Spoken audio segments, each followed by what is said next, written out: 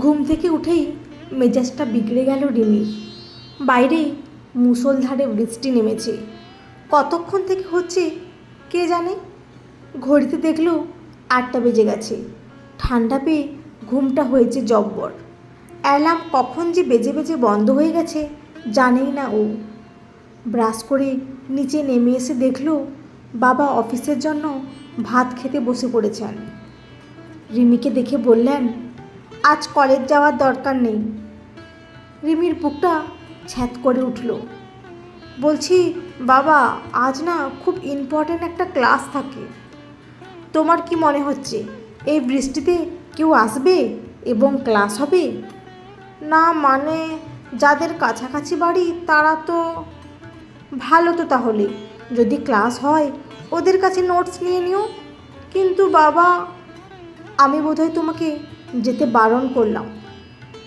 বাবার এই কঠিন গলার স্বরের ওপর কথা বলার সাহস নেই রিমির। বাবা তো নিষেধ করে অফিসে বেরিয়ে গেলেন। কিন্তু রিমি কি করে বলে যে আজ তাকে যে করে হোক যেতেই হবে কলেজ। মোবাইলটা তুলে रोशनी फ़ोन लगालो। हेलो रोशनी, सुनना यार, आज कॉलेज आ रही है क्या? पागल है तू? सैटरडे को मैं कभी कॉलेज जाती हूँ क्या? अरे यार प्लीज़ आ जाना। कल मैंने तुझे बताया था ना वो मेरी प्रॉब्लम के बारे में। प्लीज़ यार, तेरे घर से तो कॉलेज बस 10 मिनट लगता है, आना। अच्छा ठीक है, देखती हूँ मॉम अगर परमिशन दे तो ही। ओके थैंक्स यार, ट्राई करिस प्लीज। फोनटा रेखे একটা বাঁকা হাসি হাসলো রিমি। ও জানে রশনি আসবে না।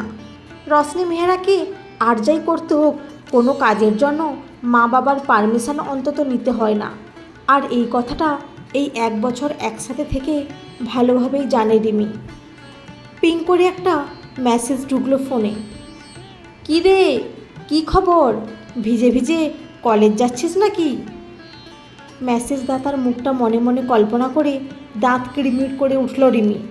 ছেলেটা আর কিছু পারুক না পারুক, লোকের লেগ পুলিং করতে বেশ পারে, বা বলা ভালো লোককে আঘাত দিতে এক্সপার্ট। রিমি মাঝে মাঝে ভাবে কি কুক্ষণে যে মুহূর্তের দুর্বলতার ওর কাছে ঋষিদার ব্যাপারটা বলে ফেলেছিল। উফ, সেই থেকে সুযোগ পেলেই সেটা নিয়ে লাগাবে। কি করবে রিমি? ঋষিদার লেখালেখি দেখে ওর প্রতি আকৃষ্ট হয়েছিল রিমি, তাই ঋষিদা প্রপোজ করাতে হ্যাঁ বলতে সময় নেয়নি ও। কিন্তু সম্পর্কের 2 মাসের মাথায় রিমি বুঝতে পারে ক্রমবর্ধমান ধর্ষণ নিয়ে বড় বড় কবিতা লেখা ঋষি আসলে ভেতরে ভেতরে নিজেই একটা পারভার্ট। ভাগ্যিস রিমি আগে ভাগেই জানতে পেরে গিয়েছিল, নয়তো ওর ভাগ্যেও যে কী লেখা ছিল ওই জানে। এবার এই ঋষিকে নিয়ে রিমির লেগ পুলিং করার কোনো মানে হয়? কষ্ট পায় রিমি। নিজের অল্প বয়সে নেওয়া একটা ভুল সিদ্ধান্তের কথা ভেবে হাত কামড়াতে ইচ্ছে করে। কিন্তু না, সে কথা কে বোঝাবে মিস্টার স্বয়ং চ্যাটার্জিকে? তার তো একটা খোরাক পেলেই হলো। আবার রিমি যদি চরম রেগে যায় তখন কি বলে, না ঋষি ব্যাপারটা একটা ছোটোখাটো ব্যাপার, ওটাকে যোগ হিসেবে নেয়াই ভালো। আর তিনি নাকি ব্যাপারটাকে লঘু করে তুলতেই এমন ইয়ার্কি মারেন। ভালো। ফোনটা তুলে সোলাঙ্কিকে ডায়াল করার আগে কি মনে হলো, স্বয়ংকে একটা ছোট্ট রিপ্লাই দিয়েই দিল রিমি। যাব। সোলাঙ্কির ঠান্ডা লাগার অজুহাতটা শুনে ফোনটা রেখে বাইরের দিকে তাকালো ও। বৃষ্টিটা কমেছে মনে হয়। বন্ধুভাগ্যটা রিমির কোনো দিনই ভালো নয়। চিরকাল যাদের জন্য প্রাণপাত করে দিয়েছে তারাই কাজ ফুরলেই ওয়েস্ট বক্সে ছুঁড়ে ফেলে দিয়েছে ওকে। আর সেই সব তথাকথিত বন্ধুদের লিস্টটা নেহাত ছোট নয়। তবে রিমির সবথেকে বেশি কষ্ট হয় নিহারিকা আর অঙ্কুশের কথাটা মনে পড়লেই। ওদের রিমি নিজের বেস্ট ফ্রেন্ড ভাবত। ওরা যখন যা সাহায্য চেয়েছে রিমি সাহায্য করেছে। শুধু পড়াশোনার ক্ষেত্রেই নয়, নিজের সময় নষ্ট করে ওদের সমস্যা শুনে সমাধান করারও চেষ্টা করেছে। ওদের বিপদে চিন্তা করে করে নিজের মানসিক ক্ষতি অবধি করেছে কত। কিন্তু বিনিময়ে ওরা কী প্রতিদান দিয়েছে, উফ, সেগুলো মনে পড়লে এখনও রিমির বুকটা ব্যথায় টনটন করে ওঠে। কেন এমনটা হয় বারবার? আচ্ছা, রিমি কি খুব বোকা, লোককে সহজে বিশ্বাস করে ফেলে, নাকি ওর মধ্যেই কোনো ত্রুটি আছে যার জন্য ও অন্যদের সাথে মানসিকভাবে একাত্ম হতে গেলেও তারা হতে পারে না? ওর চোখের কোণটা অজান্তেই আর্দ্র হলো। তবে যা হওয়ার ওই স্কুল জীবনেই হয়েছে। এখন রিমি নিজেকে অনেক শক্ত করে নিয়েছে, আর কাউকে ও না সহজে বিশ্বাস করে, না মানসিকভাবে কারোর সাথে ঘনিষ্ঠ হয়। এই কারণেই বোধহয় কলেজের ওর ভালো বন্ধুর সংখ্যা মাত্র এক, স্বর্ণালী। আচ্ছা, আজ স্বর্ণালী বাড়ি থাকলে কি ও রিমির সাথে যেত? কে জানে। ও আর এখন কারোর থেকে কিছু এক্সপেক্ট করে না। যা হবে হবে, আজ ওকে একাই কলেজ যেতে হবে। বৃষ্টিটা ভাগ্যিস একটু কমলো, এই সুযোগটাই কাজে লাগাতে হবে রিমিকে। মা তীব্র আপত্তি জানাচ্ছিলেন, কিন্তু রিমি অনেক ভুজুং ভাজুং দিয়ে অবশেষে মাকে রাজি করালো। কিন্তু বেরোবার সময় হলো যত বিপত্তি। রিমির হাতে পুরোনো একটা ছোট্ট ছাতা দেখে মা অবাক হয়ে জিজ্ঞাসা করলেন, তোর ভালো বড় ছাতাটা কোথায়?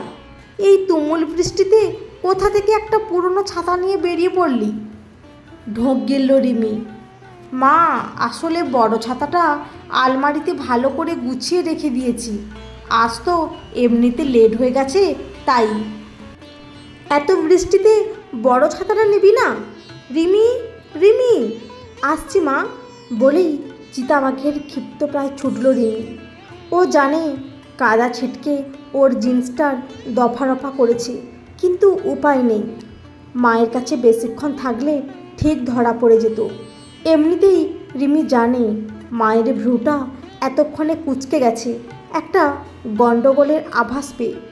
মায়েরা তো আসলে সব বুঝতে পারে। রিমিরও ভালো লাগেনি মাকে মিথ্যেটা বলতে, কিন্তু ও তো নিরুপায়। ফিরে এসে সব সত্যি বলে দেবে। আসলে কাল কলেজে গিয়ে মামার জাপান থেকে আনা সেই সুন্দর বড় ছাতাটা রিমি ফেলে এসেছে ক্লাসরুমে। এবার মা বাবাকে ওটা এখনই বললে রক্ষা থাকবে না ওর। তার চেয়ে বরং আজ কলেজে গিয়ে চুপচাপ নিয়ে চলে আসতে ভেবেছিল, কিন্তু এই বৃষ্টিটাই যত নষ্টের গোড়া। কলেজের সামনে যখন বাস থেকে নামলো রিমি, তখন তুমুল আকারে শুরু হয়েছে বর্ষণ, সেই সাথে ঝোড়ো হাওয়া। পুরনো ছোট ছাতাটায় আটকানো যাচ্ছে না সে হাওয়ার ঝাপটা।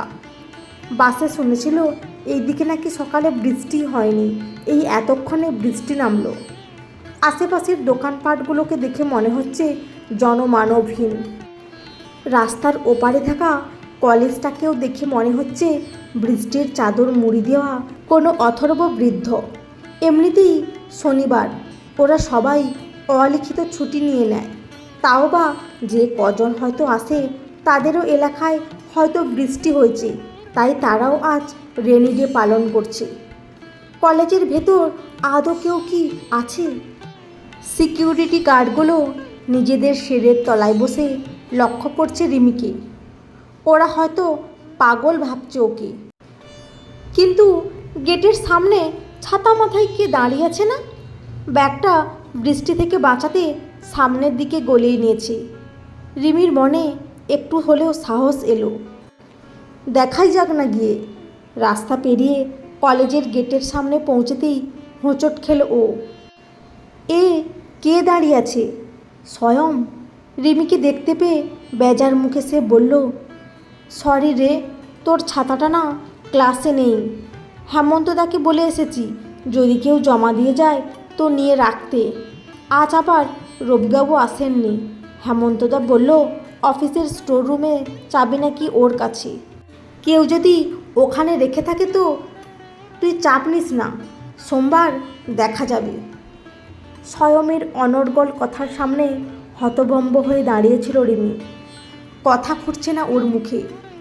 কী রে, কিছু তো বল, বলল স্বয়ম। তুই এখানে কি করছিস? যাব বাবা, তোর ছাতা খুঁজতে এলাম তো। ইয়ার্কি মারছিস? তুই তুই আমার ছাতা খুঁজতে ট্রেনে করে এত দূর চলে এলি বৃষ্টির মধ্যে? ভালো, খুব ভালো। আপনার রোশনি আর সোলাঙ্কিকে তো হোয়াটসঅ্যাপ করে জানালাম, তারা তো আসছে না। এদিকে আপনাকে আসতে বারণ করলেও আপনি যে সোনার পাত্রী নয় তা আমি ভালোভাবেই জানি। একে শনিবার, তার উপর এমন বৃষ্টি, কলেজে যে কেউ আসবে না সে আমি ভালো করেই জানতাম। আপনার কোনো কাণ্ডজ্ঞান নেই বলে আমারও কি নেই? এমন দিনে আপনি নির্দ্বিধায় একা একা কলেজ আসবেন আর আমি তা শুনেও চুপচাপ বসে থাকবো? তুই আমার জন্য নে নে, এত সেন্টু ফেস বানানোর দরকার নেই, কুলফি খা। এতক্ষণে রিমি খেয়াল করলো ছেলেটার এক হাতে ছাতা আর অন্য হাতে ধরা একটা কুলফি। রিমি অবাক হয়ে জিজ্ঞাসা করলো, কুলফি? আজ তো ঠান্ডা আছে, আজ খেলে কিছু হবে না। রিমির মনে পড়ে গেল ফার্স্ট ইয়ারে একদিন ও স্বর্ণালীকে বলেছিল যে ও কুলফি খেতে প্রচণ্ড ভালোবাসে, কিন্তু কুলফি গাড়িগুলো ওদের পাড়ার দিকে আর এখন যায় না।